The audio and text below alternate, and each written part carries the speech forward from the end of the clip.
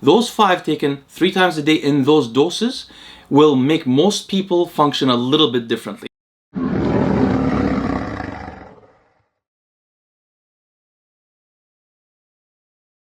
Good morning, friends. I was thinking about making a video on thyroid cancer incidence today, but Lucie convinced me that it may be a good idea to make a video on some of the supplements that I use. And I use a lot of supplements, maybe over 20, but there is one particular regimen of supplementation that I do that I think is valuable for almost everybody. So in this video, I'm going to tell you about that kind of supplementation. But before I do, please subscribe to the channel if you're not already, like the video, and comment on the video for the sake of the algorithm. Now let's get started. First of all, the goal of uniting these supplements and taking them the way I describe in this video, there's 2 goals. One is to provide support to the body's antioxidant defense system.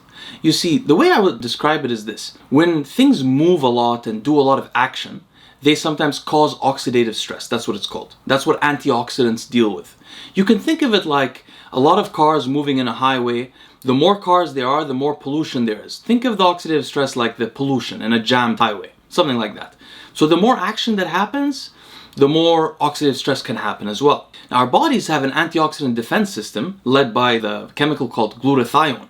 However, depending on our stress levels in life, it seems sometimes the antioxidant defense system is overburdened and unable to quell all the oxidative stress in the body very easily. In those moments, the immune system can be notified of the damage that occurs in certain parts of the body, and then the immune system can try to neutralize that damage. The immune system has things called proinflammatory cytokines, which are often dispersed to the area of inflammation where the oxidative stress and other damage occurred originally. So, if one provides support to the antioxidant system, number one, you have more glutathione and natural antioxidants to deal with oxidative stress in your body. And number two, you provide less of a stimulus to the immune system to think that it needs to go and do something. And this is very important for people that are concerned about inflammation or autoimmune diseases. And keep in mind, chronic inflammation is one of the causes of major diseases. And autoimmune diseases are quite common, actually. More common in women, but I have one myself. And many of you have autoimmune conditions as well. If you have psoriasis, eczema, skin issues, some arthritis, that's an autoimmune condition. Your immune system is, or Crohn's disease or colitis, and inflammatory bowel disease, your immune system senses like what's called an antigen, something harming your body, and the antigen is not quelled by itself, so the immune system sends cytokines to try to neutralize that stress. Sometimes the immune system, I won't get into the pathology of autoimmune disease, but sometimes when that antigen continues stressing the immune system for long periods, there can become a dysregulation in the immune system whereby it starts to harm itself. So using these kind of supplements can reduce that impetus on the immune system or that exposure to the antigen, so that the immune system doesn't necessarily end up overburdened and end up dysfunctional. Do you see what I mean? So it's to quell oxidative stress and inflammation. Now, why would we want to do those 2 things? Well, for example, cells are damaged and turn into potentially cells that can create cancerous cells due to oxidative stress as well. But beyond cancer and autoimmune disease and other kinds of diseases, oxidative stress and inflammation really affect how our thinking functions. As you guys know, I'm very into this subject called cognitive enhancement. One of the biggest problems that someone like me with an autoimmune condition has is inflammation in the brain. By the way, if you'd like to check out if your inflammation is centered around the brain, interleukin 8 is a good proxy for inflammation in the nervous system. And you could get that tested by Quest Diagnostics inflammatory cytokine panel. So how does inflammation happen in the nervous system? It could be the same thing. Some kind of oxidative stress exists in the nervous system, for example, even in your brain. When your brain is very active, oxidative stress occurs. Excitatory stress as well as all kinds of random stresses occur. And if those stresses aren't quelled quickly, your immune system will send its soldiers, the cytokines, to your brain. And when this happens, you will feel, it's one of the reasons, not the only one, but one of the reasons for what's called brain fog. A difficulty of thinking from the top down, difficulty in clarity and lucidity of thinking. Beyond that, by the way, which is absolutely true. So as your inflammation increases, this will always happen in humans. But beyond that, just having higher inflammation in the nervous system produces a depressant effect and an anxiety phenotype in mammals, including rodents. And the same is true for humans, although there's less evidence of it there. But there is an inflammatory hypothesis of anxiety. And there can be an inflammatory hypothesis of depression as well. So you may lessen your anxiety symptoms, your depressive symptoms, and your brain fog by supporting the antioxidant system and reducing inflammatory levels in the body. Now, I have several supplement protocols that I use, but the reason why I'm telling you guys about the one I'm going to talk about today, which is about this inflammation, oxidative stress, stuff like that, is because I actually received a DM on Instagram I don't always check my DMs, by the way, because sometimes I don't have time. I'm not that talkative and stuff.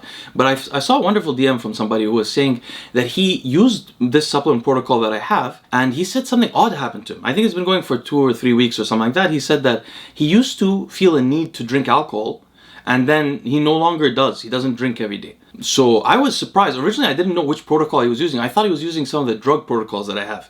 But I was surprised to find out the protocol he was using is exactly what I'm about to describe to you, which I only use mainly for this inflammatory antioxidant effect health-wise, as well as for clarity of thinking.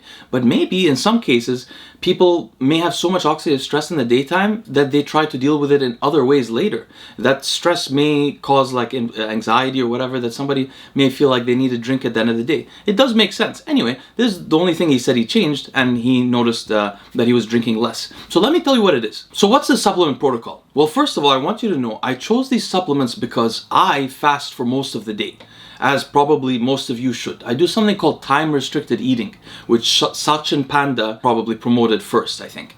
So I only eat for a few hours of the day. This also helps me a lot with my cognition because the brain functions much better when it is more fat dependent and less dependent on blood sugar fluctuations and insulin and so on, and it's less insulin resistant potentially as well. So since I fast for most of the day, I needed supplements that I could take on an empty stomach that would achieve the goals of reducing inflammation and supporting the antioxidant defense system, reducing brain fog and symptoms of anxiety and depression related to inflammation. So here are the supplements. First of all, I take all of these 3 times a day, once upon rising, once at around noon, and once again before I eat. I tend to eat later in the day, so I take another one around 3 p.m. or 4 p.m. By the way, it's not better to eat later in the day. As melatonin levels rise, you get insulin resistant, so you partition your food worse in the colloquial terms. But anyway, that's what I do. So you could take this 3 times a day on an empty stomach or with food. It doesn't really matter. The point is though that you can take it on an empty stomach. So the first one is vitamin C, water-soluble vitamin. 1 gram of vitamin C is what I take 3 times a day. I think you could get away with taking 1 gram 5 times a day and probably not be wasteful. 1 gram of vitamin C. I take 1 gram of NAC. I want to be clear, NAC, it doesn't just provide cysteine for the synthesis of glutathione, although your cysteine levels are very important.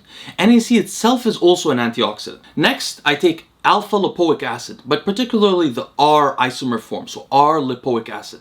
I take depending on the supplement, I try to get around 500 milligrams 3 times a day. That's also a water-soluble antioxidant. Now, by the way, R lipoic acid is not going to make you lose body fat. People have been saying that stuff. It's not going to happen visibly. It may have a mechanism by which it works, the same way MK677 inhibits steroidogenesis, but in reality, it may not be that powerful. So it's not going to cause you to lose fat, by the way. There are 2 more things I have in the supplement stack, and both are fats, though. One is a short-chain fatty acid called Butyric, Butyarate.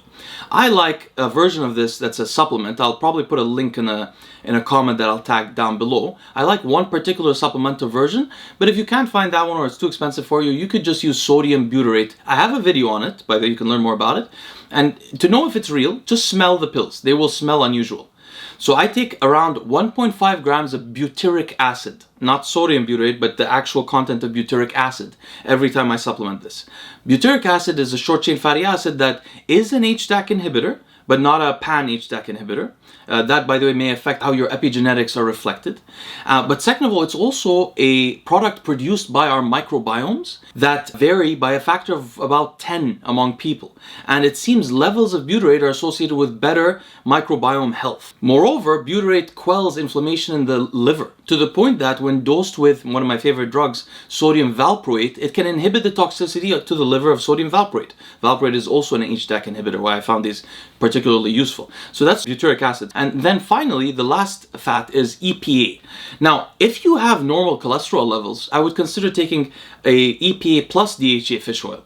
But if you don't, if you have high cholesterol, EPA is the most important element there for the anti-inflammatory effect, and it will not increase your cholesterol levels. I'll make a recommendation also on individual supplements that are trustworthy for that. But what I try to do is I personally get 3 grams of EPA plus DHA on each of those 3 servings. If I were you just starting out, I wouldn't jump to a high dose of fish oil because it will change the way your body functions. You'd like to slowly ramp up. And if you're someone with like hypotension or bleeding issues, you might want to be careful and use a slightly lower dose. But what I've noticed is I have a massive improvement in inflammation when I go from 4 grams to 8 grams of fish oil. And note that the original fish oil studies were using 15 to 20 grams, or more than that even. So, but what I've noticed is there's not much diminishing marginal returns for me below 10 grams. So I'm usually trying to get 9 to 10 grams a day, and it really majorly affects how my cognition, my well-being, my temperament, and so on. So again, just to remind you guys, that's vitamin C, NAC, R-lipoic acid, butyric acid, and EPA from fish oil. Those 5 taken 3 times a day in those doses will make most people function a little bit differently. I bet you most of you will notice within a week or 2 that you function slightly differently. If you do, come back here and leave a comment. Thank you guys so much for bearing with me. I'll see you tomorrow.